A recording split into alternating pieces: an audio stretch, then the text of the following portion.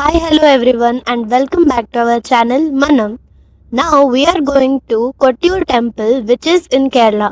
Temple ವಿಶೇಷತೆ ಬಗ್ಗೆ ನಮ್ಮ ಅಮ್ಮ ಈಗ ನಿಮ್ಗೆ ಎಕ್ಸ್ಪ್ಲೇನ್ ಮಾಡ್ತಾರೆ. ಕೊಟ್ಟಿಯೂರಲ್ಲಿ ನಮಗೆ ನೋಡೋಕ್ ಸಿಗೋದು ಈಶ್ವರನ ದೇವಸ್ಥಾನ. ಕೊಟ್ಟಿಯೂರಲ್ಲಿ ಏನ್ ಫೇಮಸ್ ಅಂತಂದ್ರೆ ವೈಶಾಖ ಮಹೋತ್ಸವ. ಅದು ನಮ್ಗೆ ವರ್ಷದಲ್ಲಿ 28 ದಿನ ಮಾತ್ರ ನಡೆಯುವಂಥದ್ದು. ಆ 28 ದಿನ ಮಾತ್ರನೇ ನಮ್ಗೆ ಟೆಂಪಲ್ ಓಪನ್ ಅಲ್ಲಿ ಇರುತ್ತೆ. ಅದನ್ನ ಹೋಗಿ ನಾವು ದರ್ಶನ ಮಾಡ್ಕೋಬಹುದು. ಅದನ್ನ ನೋಡೋದಕ್ಕೋಸ್ಕರ ನಾವಿವಾಗ ಕೊಟ್ಟಿಯೂರಿಗೆ ಹೋಗ್ತಾ ಇರೋದು. ನಾವೀಗ ನೈಸ್ ರೋಡನ್ನ ಎಂಟರ್ ಮಾಡಿದ್ದೀವಿ. ಬೆಂಗಳೂರು ಟು ಕೊಟ್ಟಿಯೂರ್ ಡಿಸ್ಟೆನ್ಸ್ ಬಂದ್ಬಿಟ್ಟು 280 to 290 ಕಿಲೋಮೀಟರ್ಸ್ ಆಗುತ್ತೆ. ನೀವು ನಾನ್ ಸ್ಟಾಪ್ ಹೋಗಿದ್ರೆ ನಿಮಗೆ 6 hours ಬೇಕಾಗುತ್ತೆ ಅಪ್ರಾಕ್ಸಿಮೇಟ್ಲಿ. ಆದರೆ ಇದು 300 ಕಿಲೋಮೀಟರ್ ಡಿಸ್ಟೆನ್ಸ್ ಆಗಿದ್ದರಿಂದ ನಮಗೆ 1 to 3 ಸ್ಟಾಪ್ಸ್ ಅಂತೂ ಬೇಕೇ ಇರುತ್ತೆ. ಸೊ ನಮಗೆ 1 hour ಎಕ್ಸ್ಟ್ರಾ ಹಾಕೊಂಡ್ರೆ ಕೂಡ 7 to 8 hours ಬೇಕಾಗುತ್ತೆ ಫುಲ್ ಜರ್ನಿಗೆ. ನಾವು ಅಲ್ಲಿ ರೀಚ್ ಆಗಿದ್ಮೇಲೆ ಯಾವ ಟೈಮಿಗೆ ರೀಚ್ ಆಗಿದ್ವಿ ಅಂತ ನಿಮಗೆ ಅಪ್ಡೇಟ್ ಮಾಡ್ತೀವಿ.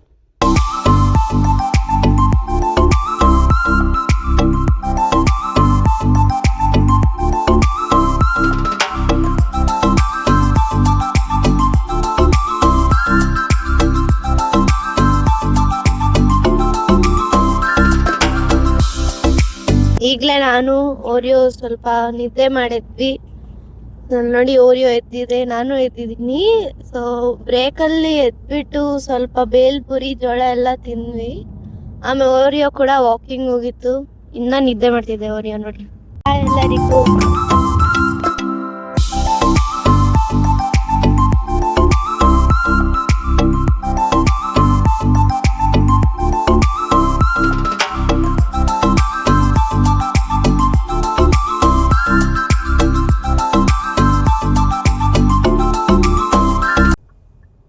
ನಾವು ಗೋಣಿಕೊಪ್ಪಲದಿಂದ ಇವಾಗ ವಿರಾಜಪೇಟೆಗೆ ಹೋಗೋ ದಾರಿಯಲ್ಲಿ ಫುಲ್ಲು ಫಾಗ್ ಇದೆ. 8 o'clockಗೆ ಫುಲ್ಲು ಫಾಗು. ಹೇಗಿದೆ ಅಂತಂದ್ರೆ ಈ ರೋಡು ನಮ್ಗೆ ಹಾರ್ಸ್ಲಿ ಹಿಲ್ಸ್ ಹೋಗಿದ್ದಾಗ ನಾವು ಬೆಟ್ಟದ ಮೇಲೆ ಹೋದಾಗ ಹೇಗಿತ್ತು ಅದೇ ತರನೇ ಇದೆ. ಈಗ ನೋಡಿ ಆಪೋಸಿಟ್ ಅಲ್ಲಿ ಎಲ್ಲಾನು ಫುಲ್ಲು ಫಾಗು. ಪಾರ್ಕಿಂಗ್ ಲೈಟ್ಸ್ ಹಾಕೊಂಡು ನಿಧಾನಕ್ಕೆ ಬರ್ತಾ ಇದಾರೆ ಎಲ್ಲಾರು. ಅಷ್ಟು ಫಾಗ್ ಇದೆ, ಅಸಲು ಮುಂದೆ ಹೋಗೋರ ಕಾಣ್ತಾನೆ ಇಲ್ಲ, ಆ ತರ ಇದೆ. ಈಗ ನಾವು ಇರಿಟಿ ರೀಚ್ ಆಗಿದ್ದೀವಿ. ನಾವು ಇರಿಟಿ ರೀಚ್ ಆಗೋಷ್ಟೊತ್ತಲ್ಲಿ 9:45 ಆಗಿದೆ. ಇಲ್ಲಿಗೆ ನಾವು ಇರಿಟಿಗೆ ಇನ್ನ 1 to 2 ಕಿಲೋಮೀಟರ್ಸ್ ಇದೆ ಅನ್ಬೇಕಾದ್ರೆ ಡಿನ್ನರಿಗೆ ಸ್ಟಾಪ್ ಮಾಡಿದ್ವಿ. ಅಪ್ಪಮ್ಮನೂ ಪೂರಿ ತಗೊಂಡು ಟೇಸ್ಟ್ ಮಾಡಿದ್ವಿ. ನಮಗ್ ಸೆಟ್ ಆಗಲ್ಲ ಕೇರಳ ಫುಡ್, ಬಟ್ ಆದ್ರೂ ಟ್ರೈ ಮಾಡಿ ಏನೋ ಅಂತ ತಿಂದ್ವಿ. ಮನೆಯಿಂದ ಸ್ವಲ್ಪ ರೈಸ್ ಕಟ್ಕೊಂಡ್ ಬಂದಿದ್ವಲ್ಲ, ಸೊ ಅದಕ್ಕೆ ಇದಕ್ಕೆ ಮ್ಯಾನೇಜ್ ಆಯ್ತು. ಈಗ ನಾವ್ ಇಲ್ಲಿ ಹೇಳ್ತಿದ್ದಾರೆ 24/7 ದರ್ಶನ ಇದೆ ಅಂತ ಅಂದ್ಬಿಟ್ಟು. ಬಟ್ ಸುಮಾರಷ್ಟು ವಿಡಿಯೋಸ್ ಗಳಲ್ಲಿ ಆಗ್ಲಿ ಅಥವಾ ಎಲ್ಲೂ ಹೇಳ್ತಾ ಇಲ್ಲ 24/7 ಇದೆ ಅಂತ ಅಂದ್ಬಿಟ್ಟು. ಬಟ್ 24/7 ದರ್ಶನ ಇದೆ. ಆದಷ್ಟು ದರ್ಶನ ಇವತ್ತೇ ಮಾಡ್ಕೋಬೇಕು ನಾವು ಅಂತ ಅನ್ಕೋತಿದೀವಿ. ಯಾಕಂದ್ರೆ ನಾಳೆ ಬೆಳಿಗ್ಗೆ ಬಂದ್ ಜಸ್ಟ್ ನಾವು ಹೊರಗಡೆ ಒಂದ್ ವ್ಯೂ ನೋಡ್ಕೊಂಡು ಹೋದ್ರೆ ನಡೆಯುತ್ತೆ. ದರ್ಶನ ಇಂಪಾರ್ಟೆಂಟ್. ದರ್ಶನ ಮುಗಿಸ್ಕೊಂಡ್ಬಿಟ್ರೆ ಇವತ್ತಿಗೆ ಸ್ವಲ್ಪ ರಿಲ್ಯಾಕ್ಸ್ ಆಗಿ ನಾಳೆ ಬೆಳಿಗ್ಗೆ ಲೇಟ್ ಆಗಾದ್ರೂ ಬಂದು ಹೊರಗಡೆ ವ್ಯೂ ನೋಡ್ಕೊಂಡು ಹೋಗ್ಬೋದು ಅಂತ ಅಂದ್ಬಿಟ್ಟು. ಇದೇ ಬ್ರಿಡ್ಜ್ ನೋಡಿ, ಇದೇ ಇರಿಟಿ. ಈಗ ನಾವು ಇವಾಗ ಲೆಫ್ಟ್ ತಗೊಂಡಿದೀವಿ. ನಾವು ಅಕ್ಕರೆ ಕೊಟ್ಟಿಯೂರ್ನ ರೀಚ್ ಆಗೋಷ್ಟೊತ್ತಲ್ಲಿ 11:20 ಆಗಿದೆ. ಈಗ ನಾವು ಇಲ್ಲಿ ಪಾರ್ಕಿಂಗ್ ಲಾಟ್ ಅಲ್ಲಿ ಪಾರ್ಕಿಂಗ್ ಮಾಡಿ ಗಾಡಿನ 24/7 ಓಪನ್ ಇರುತ್ತೆ ಅಂತ ಹೇಳಿದಾರಲ್ವಾ, ಆ ಕಡೆಗೆ ಹೋಗ್ತಾ ಇದೀವಿ. ನೋಡೋಣ ದರ್ಶನ ಆಗುತ್ತಾ ದೂರದಿಂದ ಇಲ್ವಾ ಅಂತ ಅಂದ್ಬಿಟ್ಟು. ಇಲ್ಲಿ ನೀವು ನೋಡ್ತಿರೋ ಆರ್ಚ್ ಬಂದ್ಬಿಟ್ಟು ಇದು ಅಕ್ಕರೆ ಕೊಟ್ಟಿಯೂರಿಗೆ ಹೋಗುವಂತಹ ಆರ್ಚು. ಇಲ್ಲೇ ಆಪೋಸಿಟ್ ಅಲ್ಲಿ ನಿಮಗೆ ಇಕ್ಕರೆ ಕೊಟ್ಟಿಯೂರ್ಗು ಹೋಗುವಂತ ಆರ್ಚ್ ಇದೆ. ಇದು ಬಂದು ಬೆಳಿಗ್ಗೆ 5 o'clock ಓಪನ್ ಆಗುತ್ತೆ ಅಂತ ಹೇಳಿದ್ರು. ಅದಕ್ಕೆ ನಾವಿವಾಗ ಇಲ್ಲಿ ಹೋಗ್ತಾ ಇದೀವಿ ನೋಡೋದಿಕ್ಕಾಗಿ. Hi ಚಪ್ಪು, hi. ಏನ್ ನಿನ್ನ ಹೆಸರು ಅಂತ ಹೇಳು. ಮಾತಾಡೋದೇ ಇಲ್ಲ ನಮ್ ಬ್ಲಾಗ್ಲೆಲ್ಲ ನೀನು. ಅಂಜಲಿನಾ? ಯಾರು ಇಟ್ಟಿರ ಹೆಸರು? ಗೊತ್ತಿಲ್ವಾ? ನಾನೇ ತಾನೇ ಇಟ್ಟಿರ್ತೀನಿ ಹೆಸರು. ನಾನು ಡ್ಯಾಡಿನೇ ತಾನೇ ಇಟ್ಟಿರ್ತೀವಿ. ಇಲ್ಲಿನ ವಿಶೇಷತೆ ಏನು ಅಂತಂದ್ರೆ ದೇವಸ್ಥಾನದ ಸುತ್ತಲೂ ಬಾವಲಿ ನದಿ ಅನ್ನೋದು ಹರಿತಾನೆ ಇರುತ್ತೆ. ಇಲ್ಲಿ ನೋಡಿ, ಇಲ್ಲಿ ನೀವು ದೂರದಿಂದ ಬಂದು ರೂಮ್ ಎಲ್ಲ ಮಾಡುವಂತವ್ರು, ಮಾಡಕ್ಕಾಗದೇ ಇರೋರು ಇಲ್ಲಿ ಕ್ಲಾಕ್ ರೂಮ್ ಫೆಸಿಲಿಟೀಸ್ ಕೂಡ ಇದೆ. ಕ್ಲಾಕ್ ರೂಮ್ ನ ಕೂಡ ಮಾಡ್ಕೋಬಹುದು. ನಾವಿವಾಗ ಇಲ್ಲಿ ಬಂದು ಕೂತ್ಕೊಂಡಿದೀವಿ. ಬಿಡ್ತಾ ಇಲ್ಲ, ಓಪನ್ ಅಂತೂ ಇದೆ ಬಟ್ ಬಿಡ್ತಾ ಇಲ್ಲ. ದೇವ್ರ ಹೊರ ಕೊಟ್ರು ಪೂಜಾರಿ ಹೊರ ಕೊಡ್ತಿಲ್ಲ ನಮ್ಗೆ. ಅದಕ್ಕೆ ಇಲ್ಲೇ ಕುತ್ಕೊಂಡ್ ಕಾಯ್ತಾ ಇದೀವಿ. 4:40ಗೆ ಓಪನ್ ಆಗುತ್ತೆ, ಬಿಡ್ತೀವಿ ದರ್ಶನಕ್ಕೆ ಅಂತ ಹೇಳಿದ್ದಾರೆ. ನೋಡೋಣ. ಇನ್ನು ನಾವು ರಾತ್ರಿ 11 o'clock ನಿಂತು ಬೆಳಿಗ್ಗೆನೇ ದರ್ಶನಕ್ಕೆ ಅಂತ ಬಂದ್ವಿ. ನಾವು ದರ್ಶನ ಮಾಡೋಷ್ಟೊತ್ತಲ್ಲಿ 5 o'clock ಆಯಿತು. ನೋಡಿ, ಇದೇ ನಾವು ಗರ್ಭಗುಡಿ ಅಂತ ಏನೂ ಇಲ್ಲ, ಓಪನ್ ಪ್ಲೇಸಲ್ಲಿ ಈ ಥರ ನೆನೆನೆ ಶಿವನ ಇಟ್ಟಿರ್ತಾರೆ. ಇಲ್ಲೇ ಲಿಂಗದ ಥರ ಇಲ್ಲ, ಒಂದು ಹಿತ್ತಾಳೆ ಇದರಲ್ಲಿ ಲಿಂಗನ್ ಇದ್ರ ಥರ ರೂಪದ ಥರ ಮಾಡಿದ್ದಾರೆ. ಇಷ್ಟು ಜನ ಇದ್ದಾರೆ. 5 ಗಂಟೆಗೆ ರಾತ್ರಿ ಎಲ್ಲನೂ. ಕೊಟ್ಟಿಯೂರನ್ನ ದಕ್ಷ ಯಾಗ ಭೂಮಿ ಅಂತನೂ ಕರೆಯಲ್ಪಡುತ್ತೆ. ಇಲ್ಲಿ ದಕ್ಷನು ಒಂದು ಯಾಗನ ಆಯೋಜಿಸ್ತಾರೆ. ಇಲ್ಲಿ ದೇವತೆಗಳನ್ನೆಲ್ಲ ಕರೀತಾರೆ. ದಕ್ಷನ ಮಗಳ ಹೆಸರು ಸತಿ. ಸತಿ ಆದವರು ಈಶ್ವರನ ಹೆಂಡತಿಯಾಗಿರ್ತಾರೆ.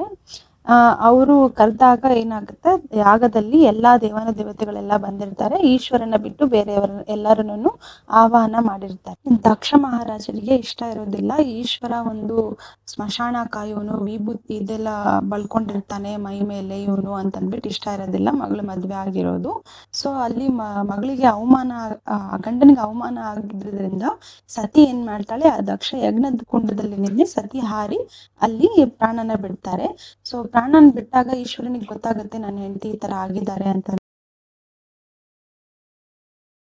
ಈಶ್ವರ ತನ್ನ ಪತಿಯಾದ ಸತಿಯನ್ನು ಕೈಯಲ್ಲಿ ಇಟ್ಕೊಂಡು ಇಡೀ ಪ್ರಪಂಚನೇ ಕೋಪದಲ್ಲಿ ಓಡಾಡ್ತಾರೆ. ಪ್ರಪಂಚ ತುಂಬಾನು ಈ ಇದನ್ನ ನೋಡಕ್ಕಾಗದೆ ವಿಷ್ಣು ಏನ್ ಮಾಡ್ತಾರೆ ಅಂತ ಅಂದ್ಬಿಟ್ರೆ, ಈ ಈಶ್ವರನ ನಾನು ಇದೇ ತರನೇ ಬಿಟ್ರೆ ಇವರ ಕೋಪಕ್ಕೆ ಭೂಮಿ ಮೇಲೆ ಯಾರು ಇರೋಕ್ಕಾಗೋದಿಲ್ಲ, ಆ ತರ ಮಾಡ್ತಾರೆ ಇವರು ಅಂತ ಅಂದ್ಬಿಟ್ಟು ಅವರು ವಿಷ್ಣು ಕೈಯಲ್ಲಿರುವಂತ ಸುದರ್ಶನ ಚಕ್ರನ ತಗೊಂಡು ಸತಿಯನ್ನ ದೇಹನ ಪುಡಿಯಾಗಿ ಮಾಡ್ತಾರೆ. ಪುಡಿಯಾಗಿ ಮಾಡಿದ್ದನ್ನೇ ಇವಾಗ ನಾವು ಶಕ್ತಿ ಪೀಠಗಳಲ್ಲಾಗಿ ನೋಡ್ಬೋದು. ಸಾಕ್ಷಾತ್ ಪರಶಿವನೇ ಬಂದಿರುವಂತಹ ಈ ಜಾಗ ನೋಡಿ ನಮಗಂತೂ ತುಂಬ ಪಾಸಿಟಿವ್ ವೈಬ್ಸ್ ಬಂತು, ಬೆಳಗಿನ ಜಾವ ದರ್ಶನ ಮಾಡಿರೋದ್ರಿಂದ. ಇನ್ನು ಈ ವೈಶಾಖ ಮಹೋತ್ಸವ ಇದೇ ಜೂನ್ 24ಕ್ಕೆ ಕ್ಲೋಸ್ ಆಗುತ್ತೆ. ಸೊ ಯಾರ್ಯಾರು ಇನ್ನೂ ಹೋಗಿಲ್ಲ, ದರ್ಶನ ಮಾಡ್ಕೊಂಡಿಲ್ಲ, ಬೇಗ ಹೋಗಿ ದರ್ಶನ ಮಾಡ್ಕೊಳ್ಳಿ. ನೀವು ಪಾಸಿಟಿವ್ ಆಗಿ ಫೀಲ್ ಮಾಡಿ. ಸ್ಪಿರಿಚುವಾಲಿಟಿ ಇಲ್ಲಿ ತುಂಬ ಕನೆಕ್ಟ್ ಆಗ್ತೀವಿ ನಾವು. ತುಂಬ ಪಾಸಿಟಿವ್ ವೈಬ್ಸ್ ಕೊಡುತ್ತೆ ಈ ಜಾಗದಲ್ಲಿ. ನಾವಿವಾಗ ಕೊಟ್ಟಿಯೂರಲ್ಲಿ ದರ್ಶನ ಮುಗಿಸ್ಕೊಂಡು ಬೆಳಗಿನ ಜಾವ ಕಣ್ಣೂರು ಕಡೆ ಹೊರಟಿದ್ದೀವಿ. ಟೈಮ್ ಬಂದು 6:15. ರಾತ್ರಿ ಎಲ್ಲ ವೆಯ್ಟ್ ಮಾಡಿ ನಾವು ದರ್ಶನ ಮಾಡಿದ್ದಕ್ಕೂ ರಶ್ ನೋಡಿ ಹಬ್ಬ ಒಳ್ಳೇದಾಯ್ತು ಅಂತ ಅನ್ನಿಸ್ತು. ತುಂಬಾ ಚೆನ್ನಾಗಿ ದರ್ಶನ ಆಯ್ತು. ರಶ್ ಇತ್ತು, ಬಟ್ ಆದ್ರೂ ಚೆನ್ನಾಗಿ ದರ್ಶನ ಆಯ್ತು.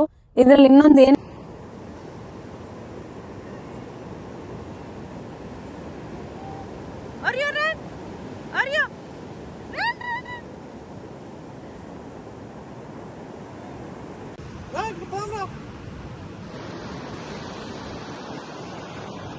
వచ్చి పర్లేదురా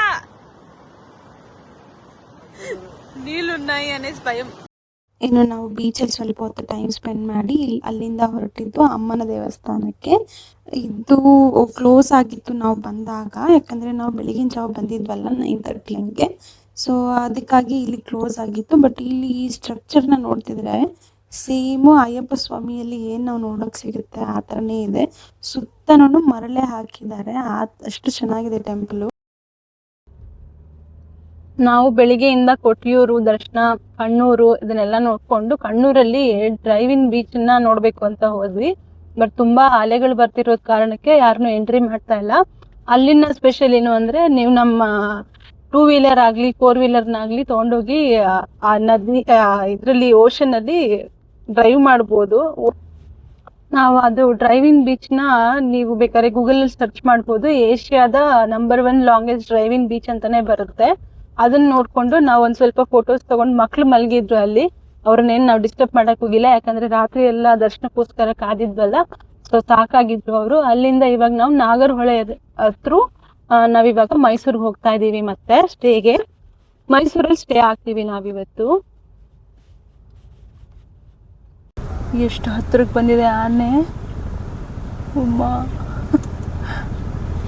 ಏನು ತಿಂತಾ ಇದೆ,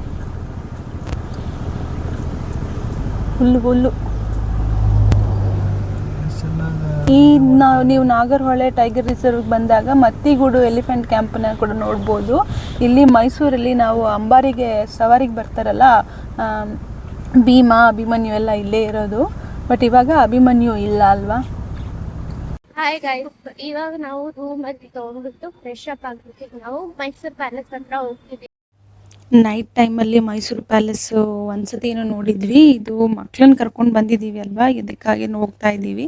ಇಲ್ಲಿ ಟಾಂಗಾ ರೈಡ್ ಎಲ್ಲ ಇದೆ, ನೀವು ಎಕ್ಸ್ಪ್ಲೋರ್ ಮಾಡ್ಬೋದು. ಬಟ್ ನಾವು ಬಂದಿದ್ದು ರಾತ್ರಿ ಆಗಿರೋದ್ರಿಂದ ಮೈಸೂರು ಪ್ಯಾಲೇಸ್ ಕ್ಲೋಸ್ ಆಗಿದೆ. ನಾವು ಜಸ್ಟ್ ಲೈಟಿಂಗ್ನ ನೋಡಿಕೊಂಡು ಅಲ್ಲೇ ಇರುವಂಥ ಆಂಜನೇಯ ಸ್ವಾಮಿಯನ್ನು ದರ್ಶನ ಮಾಡಿಕೊಂಡು ಅಲ್ಲಿ ಒಂದು ಸ್ವಲ್ಪ ಫೋಟೋಸ್ನ ಕ್ಲಿಕ್ ಮಾಡ್ಕೊಂಡು ಹೊರಟ್ವಿ. ಬಟ್ ಲೈಟಿಂಗ್ನ ನೀವು ನೋಡಬೇಕು ಅಂತಂದರೆ ಈವ್ನಿಂಗ್ ಟೈಮ್ ಸ್ಯಾಟರ್ಡೇ ಸಂಡೇಸ್ ಇದ್ದೇ ಇರುತ್ತೆ, ನೋಡ್ಕೊಂಡು ನೀವು ಅಲ್ಲಿಂದ ಹೊರಡ್ಬೋದು. ಇನ್ನು ನಾವು ಮೈಸೂರನ್ನ ಬೆಳಿಗ್ಗೆ ಜಾವ ಟಿಫಿನ್ ಮುಗಿಸ್ಕೊಂಡು ಹೊರಟ್ವಿ. ನಾವು ಹೊರಟಿದ್ದು ಭೂವರಾಹ ಸ್ವಾಮಿ ದೇವಸ್ಥಾನಕ್ಕೆ. ಈ ಭೂವರಾಹ ಸ್ವಾಮಿ ದೇವಸ್ಥಾನಕ್ಕೆ ಸುಮಾರು ಜನ ಬೆಂಗಳೂರಿಂದ, ಮೈಸೂರಿಂದ, ಸುಮಾರು ಕಡೆಯಿಂದ ಬರ್ತಾನೆ ಇರ್ತಾರೆ. ಇಲ್ಲಿನ ವಿಶೇಷತೆ ಏನು ಅಂತಂತಂದರೆ, ಇಲ್ಲಿ ಲಕ್ಷ್ಮೀ ನರಸಿಂಹಸ್ವಾಮಿ ಭೂದೇವಿಯನ್ನು ತೊಡೆ ಮೇಲೆ ಕೂರಿಸ್ಕೊಂಡು ಇರ್ತಾರೆ. ಇಲ್ಲಿ ಮನೆ ಕಟ್ಟೋರು ಅಥವಾ ಸೈಡ್ ಜಾಗ ತಗೊಳ್ಳೋರು ಈ ಥರವ್ರು ಇದ್ದರೆ ಇಲ್ಲಿ ಇಟ್ಟಿಗೆ ಮತ್ತು ಮಣ್ಣನ್ನು ತೊಗೊಂಡೋಗಿ ದೇವ್ರ ಹತ್ರ ಪೂಜೆ ಮಾಡಿ ಮನೆಯಲ್ಲಿ ಇಟ್ಟು ಪೂಜೆ ಮಾಡ್ತಾರೆ. ಅದೇ ಇಲ್ಲಿನ ವಿಶೇಷತೆ. ಇನ್ನು ಇಲ್ಲಿ ಮುಗಿಸ್ಕೊಂಡು ನಾವು ವೇಣುಗೋಪಾಲ ಸ್ವಾಮಿ ದೇವಸ್ಥಾನಕ್ಕೆ ಬಂದ್ವಿ. KRS ಬ್ಯಾಕ್ ವಾಟರ್ಸ್ ಆಗಿರುತ್ತೆ. ಇಲ್ಲಿ ಅಂತೂ ನಾನು ನಮ್ಮ ಮನೆಯವ್ರು ಒಂದ್ಸತಿ ಹೋಗಿದ್ದೀವಿ, ಬಟ್ ಮಕ್ಕಳು ನೋಡಿದ್ದು ಫಸ್ಟ್ ಟೈಮು. ಇಲ್ಲಿ ಏನು ಅಂತಂದರೆ, ಈಗ ನಾವು ಅಲ್ಲಿ ಕಣ್ಣೂರಲ್ಲಿ ಡ್ರೈವ್ ಬೀಚಲ್ಲಿ ನಾವು ಒಳಗಡೆ ಹೋಗೋಕ್ಕಾಗಿಲ್ವಲ್ಲ, ಇಲ್ಲಂತೂ ಬಂದು ಸಖತ್ ಎಂಜಾಯ್ ಮಾಡೋದು.